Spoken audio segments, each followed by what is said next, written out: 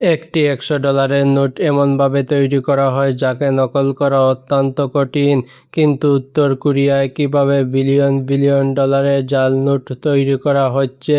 এর শুরুটা হয় 1970-এর দশকের মাঝামাঝি সময়ে। তখন উত্তর কোরিয়া সুইজারল্যান্ড থেকে একটি জিওরি ইন্টাগ্রিও প্রেস কিনে নিজ দেশে নিয়ে আসে। আর এই প্রিন্টিং দিয়েই আমেরিকান ডলার তৈরি করা হয়। এই প্রেসগুলো সাধারণত বাজারে পাওয়া যায় না। এমনকি ব্যবহৃত প্রেস বিক্রি করলেও বিষয়টি ইন্টারপোলের নজরে আসতে পারে। কিন্তু আপনার কাছে শুধু একটা উন্নত প্রেস থাকলেই আমেরিকান ডলার তৈরি করা যাবে না। আমেরিকান ডলার তৈরি করার সবচেয়ে বড় উপাদান হলো কাগজ। মার্কিন ডলারে ব্যবহৃত কাগজ কোনো সাধারণ কাগজ নয়।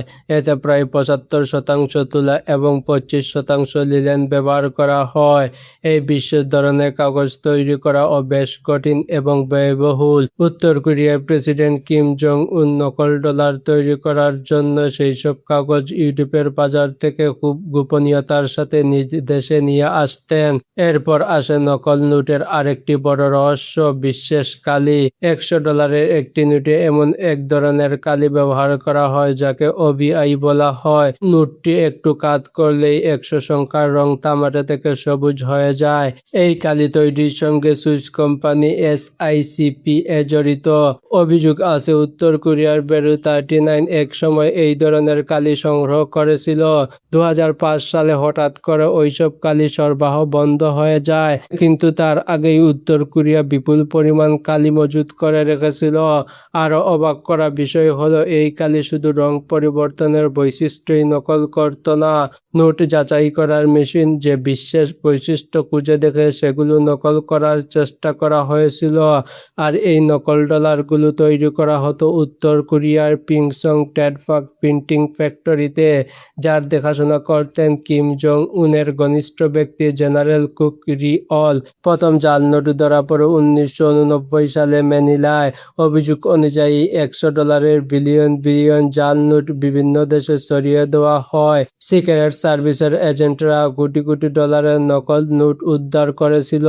তারা কী পরিমাণ নকল নোট উদ্ধার করেছিল তা আজ পর্যন্ত জানা যায়নি। তারপর আসে 2005 সাল। আমেরিকার গোয়েন্দা সংস্থাগুলো জাল নোটের পুরো ব্যবস্থা ভেঙে দেয়। মার্কিন ট্রেজারি মাকাউয়ের ব্র্যাঙ্কো ডেল্টা এশিয়াকে অর্থ পাচারের ঝুঁকিপূর্ণ প্রতিষ্ঠান হিসাবে চিহ্নিত করে।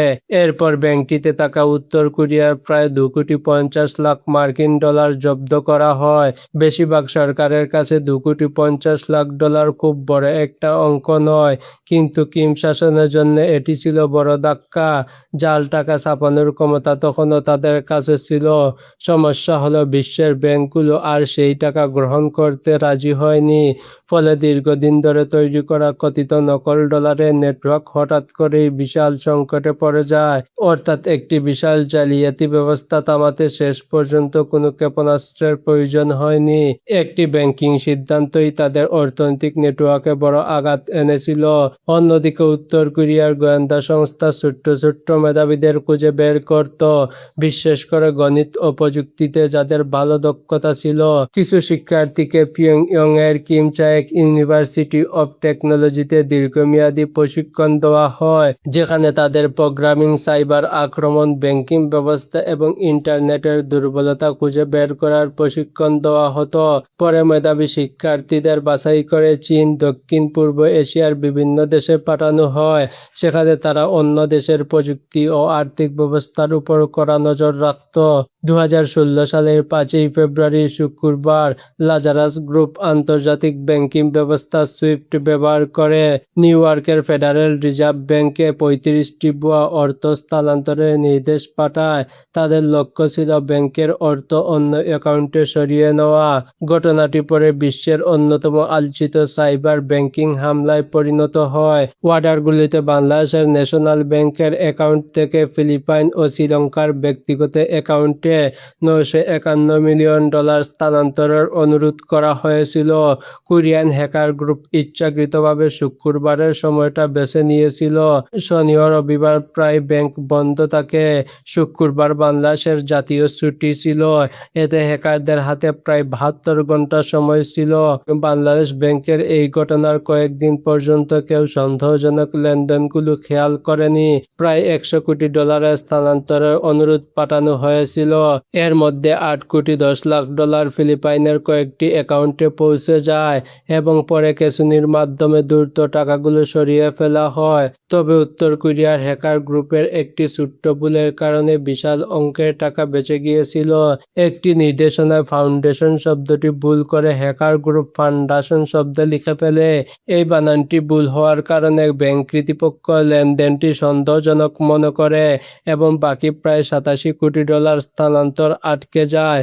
অর্থাৎ একটি ছোট্ট বানান ভুলের কারণে শত শত কোটি ডলার বেঁচে গিয়েছিল। বাংলাদেশ ব্যাংকের হামলার পর লাজারাস গ্রুপ আরও সৃজনশীল কৌশল ব্যবহার করতে শুরু করে। 2022 সালে তারা চাকরির প্রস্তাবের ছদ্মবেশে একটি ক্ষতিকারক পিডিএফ পাঠিয়ে এক্সিআই ইনফিনিটি কোম্পানির স্কাই মেভিস এর এক কর্মীর কম্পিউটারে ম্যালওয়্যার ঢুকায়। এর মাধ্যমে তারা রনিন নেটওয়ার্ক এর ভ্যালিডেটর সিস্টেমে প্রবেশ করে এবং প্রায় 620 মিলিয়ন ডলারের ক্রিপ্টোকারেন্সি চুরি করে নেয়। 6 দিন পর হামলাটি ধরা পড়ে, কিন্তু 2025 সালে তাদের আক্রমণ আরও বাড়তে থাকে। এবার তারা বাইবিট এ ব্যবহৃত সেফ ওয়ালেট এর অবকাঠামো লক্ষ্য করে সামাজিক প্রকৌশলের মাধ্যমে একজন ডেভেলপারের কম্পিউটারে প্রবেশ করে হামলাকারীর ওয়ালেটের ইন্টারফেসে ক্ষতিকারক কোড ঢুকিয়ে দেয়। এরপর বাইবিট এর একটি রুটিন লেনদেনে অনুমোদনের সময় কর্মীদের সামনে সবকিছু স্বাভাবিক দেখানো হয়, কিন্তু অনুমোদনের পর হামলাকারীরা প্রায় 1.5 বিলিয়ন ডলারের ক্রিপ্টোকারেন্সি সরিয়ে নেয়। চুরি করা অর্থ দ্রুত বিভিন্ন ওয়ালেট ও ক্রিপ্টোকারেন্সির মাধ্যমে স্থানান্তর করা হয়। এই কৌশলকে বলা হয় চেইন হপিং। ফলে তদন্তকারীদের জন্য অর্থের গতিপথ অনুসরণ করা অত্যন্ত কঠিন হয়ে পড়ে। অর্থাৎ লাজারাস হ্যাকিং গ্রুপ শুধু প্রযুক্তিগত দুর্বলতা খুঁজত না, তারা মানুষের বিশ্বাসকে ও সাইবার হামলার অস্ত্র হিসাবে ব্যবহার করত।